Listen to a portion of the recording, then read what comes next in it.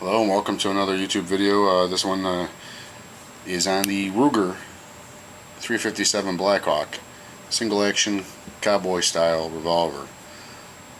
This is one of the first pistols I bought when I started my collection. I think this was actually the second. The first one I bought was an M&P 9mm. This was the second pickup that I made.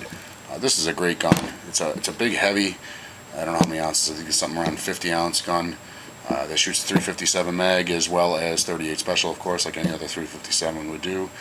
So we'll go ahead and safety check this. All weapons are safety checked prior to filming, but you can never be too safe. That's my theory. So we're going to open this little loading gate right here. It just swings out.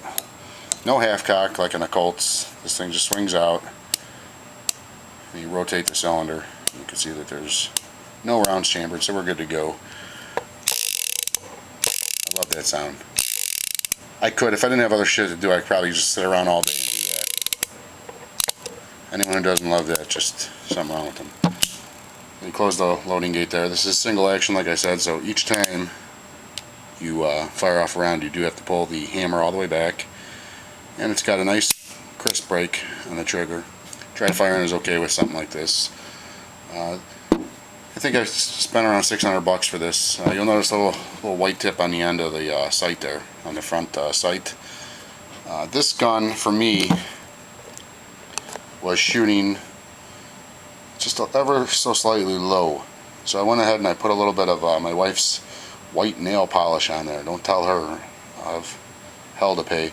But I put a little bit of white nail polish on there. What I've realized is that in addition to getting this lined up almost perfect now, it's quicker to acquire that little white dot up there versus just to be all black, especially when you're shooting at black targets. So this is a great gun. Like I said, single action, and it's very easy to take down. So what we'll do is we'll open the little loading gate right there, and before I take it down, let me show you how to unload it. So you get your shells in there, put them in one at a time. Very tedious, but this is a range gun. Could be used for self-defense, I suppose, in the house or whatever. You load them up one at a time, and then when you eject them, there's this rod right here, which you got to line up the cylinder and the rod, and out it comes. See that?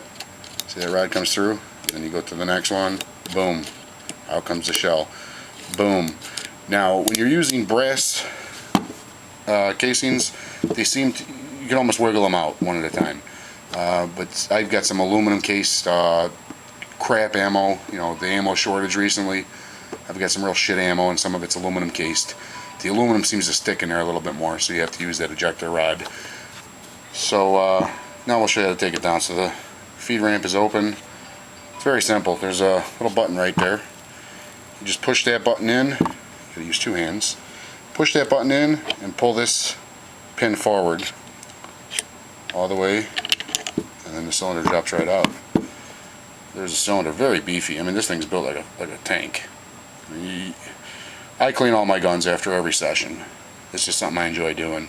I turn on the hunting channel or the outdoor channel or whatever it is, and I light up a smoke and I grab a Red Bull and I go to town. Usually when I go to the range, I usually shoot about 3 guns at any given time, and when I come home, it takes me about an hour to clean all 3, thoroughly.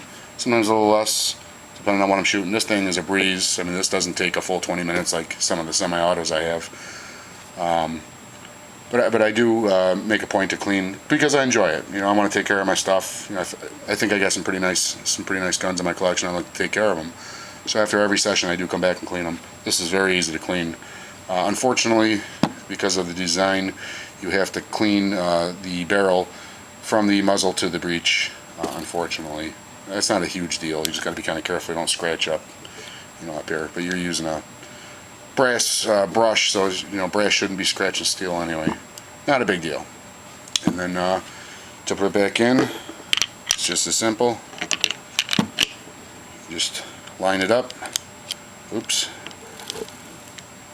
Lining it up is the tricky part. Once you get it lined up, that cylinder rod goes right back into place. This will snap back out. You just make sure it's lined up, close the feeding ramp, index it, you're good to go. Back in business. So, excellent gun for the price. Like I said, $600. You're not going to find a much better value in the gun world than a high quality, built like a tank, 357 cowboy action revolver. I love it to pieces. So until next time, I look forward to putting on my next video. Take care.